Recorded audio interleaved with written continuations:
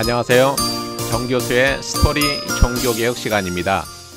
종교개혁의 직접적인 원인은 면죄부 때문이었습니다. 루터는 면죄부의 타당성을 따져보자고 했지요. 그래서 95개 조항을 작성했습니다. 그리고 1517년 10월 31일 모두가 보도록 내붙였지요. 그 장소가 비텐베르크 성교회 문인데요. 이곳 성교회는 당시 비텐베르크 대학의 대학교회이기도 했습니다. 루터의 행동은 지나친 것이었을까요? 성교회 문에 글을 써 붙이는 것은 토론을 해보자는 그 당시의 학문적인 방식이었습니다. 그렇지만 이 상황에서 당시 발전된 인쇄술이 이것을 온 유럽으로 확산시키고 말았습니다. 루터가 작성한 95개 조는 구텐베르크가 만든 인쇄기를 통해 수백, 수천 장으로 늘어나 유럽의 구석구석으로 퍼져나갔습니다. 오늘은 종교개혁의 발화점인 비텐베르크 성교회를 소개합니다.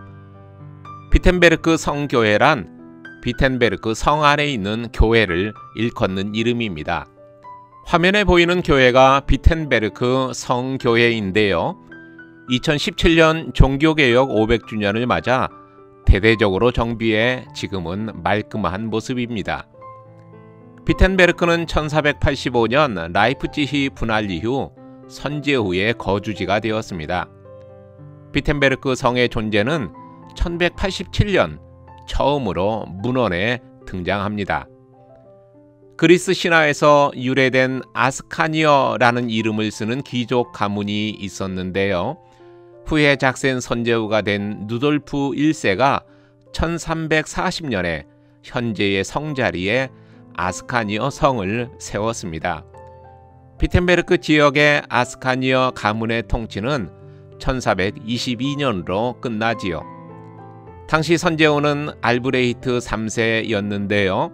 그는 대를 이을 자녀가 없었습니다. 그래서 당시 신성 로마 제국의 황제인 지기스문트는 아스카니어 가문의 통치권을 1423년에 베틴 가문에게 넘겨주었지요. 당연히 선제후 즉위도 함께 넘어왔습니다. 베틴 가문의 싸움꾼인 프리드리히가 첫 선제후가 되는데요. 그의 장남이 온유자 프리드리히 2세이고요. 또 그 장남이 에른스트이며 에른스트의 아들이 루터 당시의 선제후인 프리드리히 현재입니다. 아스카니어 가문의 대가 끊긴 이후에 이 성은 관공서로 사용했습니다. 베틴 가문의 프리드리히 현재가 선제후가 된 후 1489년 기존 성을 헐고 그 자리에 자신이 거주할 성을 새롭게 건축한 것입니다. 성교회는 1496년에 성의 북쪽 날개에 연결해서 지었습니다. 그리고 1503년 1월 17일 봉헌했지요. 성교회의 둥근 천장은 그 이후에도 5년이 더 걸려 1508년에 완성되었습니다. 토르가우 출신의 한스와 후기 고딕 양식의 전문가인 콘라트 플리거가 건축을 담당했습니다. 프리드리히 선제후가 종교개혁의 문제로 1547년 황제와의 전쟁에서 패하여 선제후라는 직위를 상실하면서 비텐베르크 도시의 중요성이 약화되었지요. 1760년과 1814년에는 두 차례 화재도 발생했습니다. 그리고 빈 회의를 거치면서 도시의 중요성은 더욱더 떨어지게 되었습니다. 비텐베르크 성교회는 종교개혁의 시작점입니다. 성교회 밖에서는 95개조 논제 게시문과 내주는 강한 성이여 라는 가사가 새겨진 탑을 볼 수가 있습니다. 루터의 95개 논제 게시문은 본래 검은색 판자문이었습니다. 그러나 이 오리지널 문은 1760년 7년 전쟁 당시 화재로 전소되었지요. 지금의 청동문은 1858년에 만든 것입니다.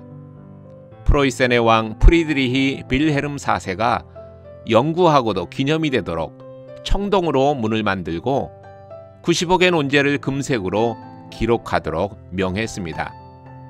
동상예술 전문가인 페르디난트 폰 쿠하스트가 투입되어서 지금의 95개조문이 완성된 것이지요. 95개조 논제는 라틴어로 새겨져 있습니다. 상단에 칼을 들고 있는 사람은 프리드리히 선제우입니다. 문 위의 그림은 베를린 출신의 화가 아우구스트 폰 클리버 작품인데요. 중앙에는 십자가에 달리신 그리스도가 있고요. 왼쪽은 루터입니다. 손에 성경을 들고 있지요. 오른편은 멜라니톤입니다. 그는 손에 아우크스부르크 신앙고백서를 들고 있습니다. 이 두 사람 뒤의 배경은 비텐베르크의 스카이라인입니다. 성교의 첨탑에는 내주는 강한 성이요 방패와 병기 대신이 라는 찬송 가사가 원형을 그리며 새겨져 있습니다. 루터는 타고난 작사가 중 하나였습니다. 그에게는 가장 중요한 것이 신학이었고 그 다음이 음악이었지요. 그는 노래가 곧 기도라고 생각했습니다. 루터의 작사 능력은 40세의 절정에 올랐습니다. 물론 신학도 이때는 완숙기였습니다. 36곡의 찬송가를 포함해 그가 쓴 42개의 노래는 모두 1523년부터 24년 사이에 완성된 것입니다. 성교회 안으로 들어가면 루터와 멜라니톤의 묘지가 있습니다. 루터의 묘지는 설교단 아래에 있고요. 그 반대편에 멜라니톤의 묘지가 있지요. 각각 2m 깊이를 가지고 있습니다. 묘지의 재질은 사암입니다. 루터의 묘지석에는 여기에 성스러운 신학 박사인 마르틴 루터의 육신이 묻혀 있다. 그는 주후 1546년 2월 18일 그의 아버지의 도시 아이슬레벤에서 63세 2달 10일의 나이로 죽었다라고 적혀 있습니다. 반대편을 볼까요? 멜라니톤의 묘지인데요. 그 묘지에는 여기에 매우 존경하는 필립 멜라니톤의 육신이 묻혀 있다. 그는 주후 1560년 4월 19일 이 도시에서 63세 2달 이틀의 나이로 죽었다고 적혀 있습니다. 루터와 멜라니톤 외에도 성교회에는 프리드리히 선제우를 포함해서 75명의 교수와 약 12명의 교수 부인 등 90명이 넘는 사람들의 무덤이 있습니다. 교수들을 이곳에 매장한 것은 프리드리히 선제우가 1507년 이곳을 대학교회로 정했기 때문입니다. 이후 학위 수여식을 포함해 대학의 공식 행사는 이곳에서 진행되었지요. 1518년 멜라니톤의 첫 취임 연설도 이곳에서 진행되었습니다. 제단을 향해 걷다 보면 회중석 오른편 벽에 초상화 하나가 걸려 있는데요. 이 사람은 요한 힌리히 비케른입니다. 이 그림은 이곳에 살던 화가 에리히 비베거가 1972년 유화로 그린 것입니다. 비케른은 함부르크의 주일학교 책임교사였습니다. 그는 산업혁명이 초래한 대도시 대중의 불행을 알게 되었지요.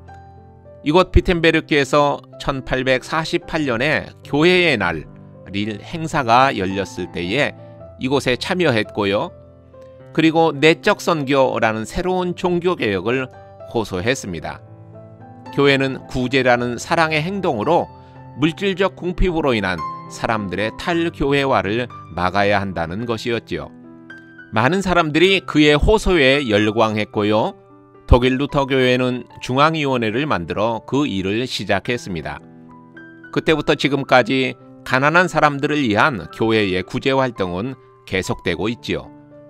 루터가 성서를 토대로 교리개혁을 관철시켰다면 비케르는 가난한 자들을 위한 행동하는 교회를 또 다른 종교개혁으로 이해한 인물입니다. 비텐베르크 성교회는 1996년 유네스코 세계문화유산으로 지정되었습니다.